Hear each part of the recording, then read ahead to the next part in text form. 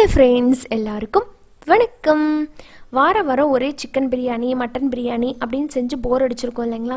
இந்த வாரம் கொஞ்சம் வித்தியாசமாக நான் செஞ்சு காமிக்க போகிறேன் இந்த மீன் பிரியாணியை ட்ரை பண்ணி பாருங்கள். மீன் கொஞ்சம் கூட உடையாமல் அதே நேரத்தில் நல்லா வாசனையாகவும் சுவையாகவும் எப்படி பண்ணலாம் அப்படின்னு செஞ்சு காமிச்சிருக்கேன். வாங்க பார்க்கலாம்.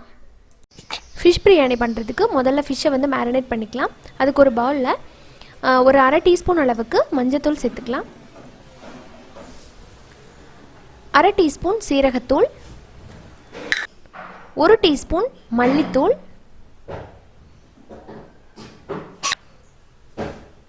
அரை டீஸ்பூன் மிளகுத்தூள், காஷ்மீரி மிளகாய்த்தூள் அரை டீஸ்பூன், காரத்துக்கு தகுந்த மாதிரி மிளகாய்த்தூள் நான் 2 டீஸ்பூன் சேர்த்துருக்கிறேன். கூடவே 2 டீஸ்பூன் அளவுக்கு கார்ன்ஃப்ளவர் சோள மாவு, 1 டீஸ்பூன் இஞ்சி பூண்டு பேஸ்ட், அரை லெமனோட ஜூஸ் சேர்த்துக்கலாம். இப்போ இது எல்லாத்தையுமே மிக்ஸ் பண்ணிடலாம். ஃபிஷ்ஷுக்கு தேவையான அளவுக்கு உப்பு சேர்த்துக்கோங்க. இப்போ கொஞ்சம் கொஞ்சமாக தண்ணி சேர்த்துட்டு நம்ம ஒரு கெட்டியான பேஸ்ட்டாக அதை ரெடி பண்ணிக்கலாம். இந்த மாதிரி இருக்கணும் பேஸ்ட்டோட கன்சிஸ்டன்சி. இப்போ இந்த டைமில் நம்ம மீன் துண்டுகளை சேர்த்துடலாம். நான் இன்றைக்கி அரை கிலோ பாறை மீன் எடுத்திருக்கேன், கடல் பாறை. இது பிரியாணிக்கு வேணும் அப்படின்னு கேட்டிங்கனாலே உங்களுக்கு அந்த சைஸில் கட் பண்ணி கொடுப்பாங்க. நான் அந்த மாதிரி வாங்கிட்டு கொஞ்சம் நல்லா உப்பு போட்டு க்ளீன் பண்ணி எடுத்து வச்சுருக்கிறேன். இப்போ இதை ஃபுல்லாக நம்ம இந்த மசாலாவில் சேர்த்துட்டு நல்லா கோட் பண்ணி எடுத்து வச்சுக்கலாம். எல்லா பக்கமும் மீனோட எல்லா பக்கமும் நல்லா கோட் ஆகிற மாதிரி கோட் பண்ணிக்கோங்க. இப்போ இதை ஒரு அரை மணி நேரத்துலேருந்து 1 மணி நேரம் அப்படியே விட்டுடலாம். அதுக்கப்புறமா நம்ம இதை ரோஸ்ட் பண்ணிக்கலாம். நீங்கள் வேணால் ஃப்ரிட்ஜில் கூட வச்சுக்கலாம். இப்போ 1 ஹவர் கழித்து நான் இதை டவாவில் ரோஸ்ட் பண்ண போகிறேன். டவாவில் கொஞ்சம் ஆயில் போட்டிருக்கிறேன். ஆயில் சூடானதுக்கப்புறமா நம்ம மேரினேட் பண்ணி வச்சுருக்கிற ஃபிஷ் பீசஸ் எல்லாத்தையுமே எடுத்து வச்சு நம்ம ரோஸ்ட் பண்ணிக்க போகிறோம்.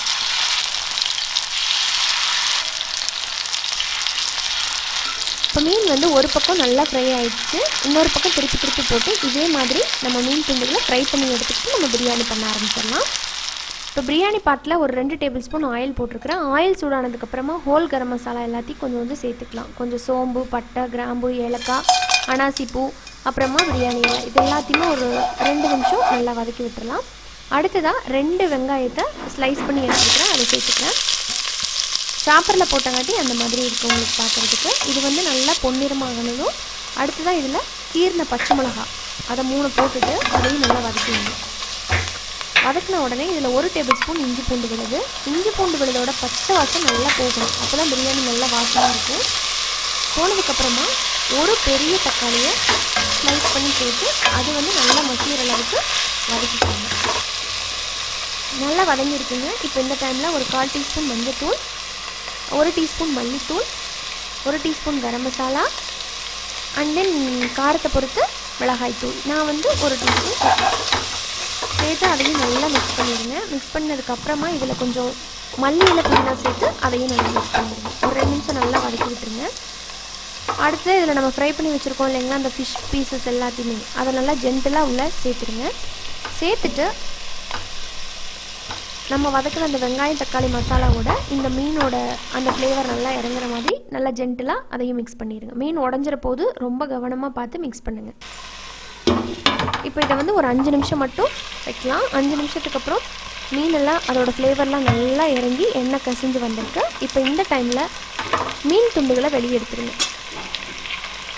எடுத்து அகைன் ஒரு பிளேட்டில் வச்சுருங்க. இப்போ அந்த மசாலாவை மட்டும் லைட்டாக ஒரு டைம் மிக்ஸ் பண்ணிவிட்டு நம்ம ஊற வச்சுருக்கிற பாஸ்மதி ரைஸை சேர்த்துடலாம்.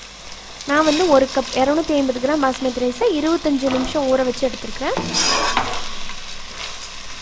ரைஸ் உடையாற மாதிரி மிக்ஸ் பண்ணிவிட்டு நம்ம இதில் தண்ணி சேர்த்துடலாம். 1 கப் பாஸ்மதி ரைஸுக்கு 2 கப் தண்ணி சேர்த்துருக்கேன். நீங்கள் ப்ரெஷர் குக்கரில் பண்ணுற மாதிரி இருந்ததுன்னா 1க்கு 1.5 சரியாக இருக்கும். நான் இன்றைக்கி ஓப்பன் ஃபயரில் பண்ணுறதுனால இந்த மாதிரி 2 கப் தண்ணி சேர்த்துருக்குறேன். இப்போ தேவையான அளவுக்கு உப்பு சேர்த்து இது தண்ணியும் இந்த ரைஸும் நல்லா பிளெண்ட் ஆகி வர மாதிரி கொஞ்சம் நேரம் கொதிக்கட்டும். பாருங்கள் இந்த மாதிரி. இப்போ நல்லா வந்ததுக்கப்புறமா இதில் கொஞ்சம் லெமன் ஜூஸ் சேர்த்துக்கலாம். ஒரு 1/4 பழம் போட்டால் போதும். அரை லெமன் கூட தேவையில்லை, ஏன்னா 1 கப் ரைஸ் தான். ஒரு 1/4 லெமன் மட்டும் ஜூஸை மட்டும் பிழிஞ்சு விட்டுட்டு இதை நல்லா ஒரு டைம் மிக்ஸ் பண்ணிவிட்டு நம்ம தம் போட்டுடலாம். தம் போடுறதுக்கு முதல்ல ஒரு ஸ்டவ்வில் பழைய தோசை டவா இருந்ததுன்னா நீங்கள் அதை வச்சுருங்க. நான் யூஸ் பண்ணுற டவா தான், பட் நல்லா ஹெவியாக இருக்கும். அடுத்ததாக இது மேலே பிரியாணி பாட்டை வச்சுருங்க. இப்போ ஸ்டவ் வந்து ஆனில் தான் இருக்குது, நல்லா ஹை ஃப்ளேமில் வச்சுருக்கிறேன்.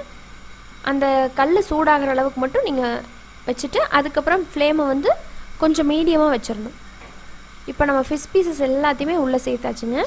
சேர்த்துட்டு மேலே கொஞ்சம் புதினா இலை மல்லி இலை சேர்த்து கலந்து விட்டுருங்க. அடுத்ததாக மேலே வந்து நான் அலுமினியம் ஃபாயில் வந்து வச்சுக்க போகிறேன். என்னோடய மூடி வந்து அவ்வளவு நல்லா ஏர் டைட் கிடையாது, அதனால் வந்து இந்த மாதிரி அலுமினியம் ஃபாயில் கவர் பண்ணிவிட்டு மேலே மூடி போட்டோம் அப்படின்னா கொஞ்சம் கூட அந்த ஸ்டீம் வந்து வெளியே வராது. அதனால் இந்த மாதிரி நல்லா டைட்டாக கவர் பண்ணதுக்கு அப்புறமா இதை வந்து அடுப்பை வந்து மீடியம் ஃப்ளேமில் ஒரு 8 நிமிஷம் மட்டும் வச்சுருங்க. 8 நிமிஷத்துக்கு அப்புறம் ஆஃப் பண்ணிடுங்க. ஆஃப் பண்ணதுக்கப்புறமா ஒரு 10 நிமிஷம் அப்படியே விட்டுருங்க. ஓகேங்களா? ஒரு 10 நிமிஷத்துக்கு அப்புறமா இப்போ நம்ம தம்மு உடைக்க போகிறோம். அப்போ டோட்டலாக பார்த்தீங்கன்னா ஒரு 18 நிமிஷம் அப்படியே விட்டதுக்கப்புறமா நீங்கள் ஓப்பன் பண்ணி பார்த்தீங்கன்னா பிரியாணி வந்து பர்ஃபெக்டாக ரெடியாக இருக்கும். ஃபிஷ் பீசஸ் எதுவுமே வந்து குழஞ்சிருக்காது, ரொம்ப சூப்பராக கரெக்டாக வந்திருக்கும். உப்பு காரம் புளிப்பு எல்லாமே நீங்கள் கரெக்டாக சேர்த்துருந்தீங்க அப்படின்னா பிரியாணி வந்து செம்ம டேஸ்ட்டாக இருக்கும். இந்த மெத்தடில் ட்ரை பண்ணிங்கன்னா இப்போ அதில் இருக்கிற அந்த ஃபிஷ் பீசஸை நம்ம வெளியே எடுத்துடலாம். இதை நான் ஒன்றா சேர்த்து கலந்தோம் அப்படின்னா மீன் வந்து உடையிறதுக்கு வாய்ப்பு இருக்குது இல்லைங்களா? அதனால மீனை மட்டும் தனியாக எடுத்துட்டு நம்ம சாதத்தை கலந்து விட்டதுக்கப்புறமா உள்ளுக்குள்ளே மீனை கலந்துக்கலாம். நீங்கள் சர்வ் பண்ணும்போது கலந்துட்டிங்கன்னா டேஸ்ட்டாக இருக்கும். இப்போ பாருங்கள் சாதம் எந்த அளவுக்கு மாய்ஸ்சராக இருக்குது அப்படின்ட்டு. கொஞ்சம் கூட அடி பிடிக்காமல் சூப்பராக வந்திருக்கு. கரெக்டாக 8 நிமிஷம் மட்டும் நீங்கள் மீடியம் ஃப்ளேமில் வச்சுட்டு நீங்கள் ஸ்டவ்வை ஆஃப் பண்ணிடலாம். அதுக்கப்புறம் 10 நிமிஷம் அந்த சூட்டில் அப்படியே விட்டுருங்க. அப்புறமா தம் உடைங்க, கரெக்டாக வரும். ஸோ கண்டிப்பாக இந்த மீன் பிரியாணியை ட்ரை பண்ணி பாருங்கள். நானே ரொம்ப கஷ்டம் தான் நினச்சிட்டு இருந்தேன். ஃபஸ்ட்டு இது செகண்ட் டைம் நான் ட்ரை பண்ணுறேன். ரொம்ப சூப்பராக வந்திருக்கு. நீங்கள் செஞ்சு பார்த்துட்டு உங்களோட ஃபீட்பேக்கை வந்து என் கூட ஷேர் பண்ண மறந்துடாதீங்க எப்படி வந்துச்சு அப்படின்ட்டு. பிரியாணியோட ஃப்ளேவர் பார்த்திங்கன்னா சான்ஸே இல்லை, ரொம்ப சூப்பராக இருந்தது. கண்டிப்பாக மஸ்ட்டு ட்ரை திஸ் பிரியாணி அப்படின்னு நான் சொல்லுவேன். ஸோ ட்ரை பண்ணிவிட்டு கண்டிப்பாக உங்களோட ஃபீட்பேக் என்னோட கமெண்ட் செக்ஷனில் போஸ்ட் பண்ணுங்கள். இந்த வீடியோ உங்களுக்கு பிடிச்சிருந்ததுன்னா லைக் பண்ணுங்கள், யூஸ்ஃபுல்லாக இருக்குது அப்படின்னு நினச்சிங்கன்னா ஃப்ரெண்ட்ஸ் அண்ட் ஃபேமிலியோட ஷேர் பண்ணுங்கள். மறக்காமல் நம்ம சேனல் நிக்கிஸ் கிச்சனை சப்ஸ்கிரைப் பண்ணிவிட்டு கூட இருக்கிற பெல் சிம்பிளை அழுத்திடுங்க. இன்னொரு இன்ட்ரெஸ்டான ரெசிபியோட உங்கள் எல்லாரையும் சீக்கிரமாக வந்து மீட் பண்ணுறேன். அது வரைக்கும் நன்றி, வணக்கம்.